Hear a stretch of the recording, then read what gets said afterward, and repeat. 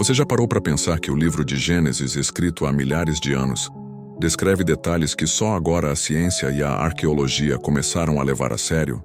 Hoje eu vou te contar uma curiosidade sobre Gênesis que tem deixado estudiosos impressionados e que pode mudar completamente a forma como você enxerga os primeiros capítulos da Bíblia.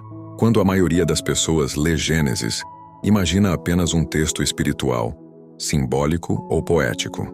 Mas nos últimos anos, pesquisadores começaram a revisitar o livro com uma pergunta diferente. E se Gênesis preservou memórias reais de eventos antigos, passados de geração em geração? E é aqui que a curiosidade começa. No capítulo 1 de Gênesis, a Bíblia descreve a criação do mundo em uma ordem muito específica. Primeiro a luz, depois a separação das águas, o surgimento da terra seca, a vegetação, os luminares no céu, os animais e, por fim, o ser humano. Por muito tempo, críticos disseram que isso não fazia sentido. Mas o que chama a atenção é que essa sequência é surpreendentemente parecida com a forma como a ciência moderna descreve a formação do planeta, considerando que o texto foi escrito numa época sem telescópios, microscópios ou qualquer tecnologia. Mas a curiosidade mais intrigante não está só na ordem. Está nos detalhes escondidos. No texto original em hebraico, a palavra usada para criar, bara, não significa apenas formar algo do zero, mas organizar algo que já existe.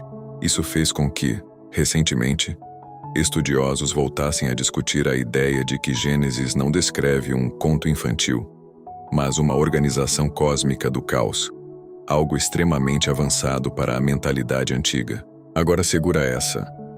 Nos capítulos seguintes, Gênesis fala sobre um grande jardim, rios que se dividem em 4 braços e uma civilização que surge a partir dali.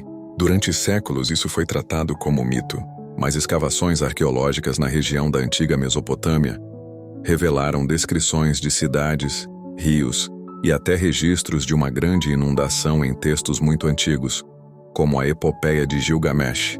E aqui está a curiosidade que voltou a ser debatida recentemente. A Bíblia não copia esses textos antigos. Ela corrige a narrativa. Enquanto outros registros descrevem deuses brigando, sendo egoístas e destruindo a humanidade por capricho, Gênesis apresenta um Deus único, moral, organizado e intencional. Isso mostra que o texto bíblico não surge do nada, mas dialoga com a história real, oferecendo uma visão completamente diferente de quem Deus é. E tem mais. Em Gênesis 6, a Bíblia fala sobre o dilúvio.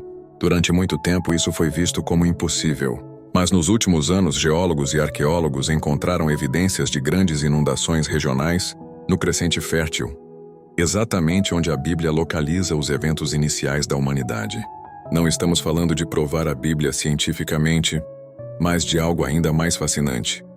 O texto bíblico preserva a memória coletiva de eventos reais, filtrados por uma revelação espiritual. Agora pensa comigo. Como um texto tão antigo consegue atravessar milênios, sobreviver a impérios, guerras, traduções e ainda assim continuar fazendo sentido hoje? E aqui está a curiosidade final que quase ninguém comenta.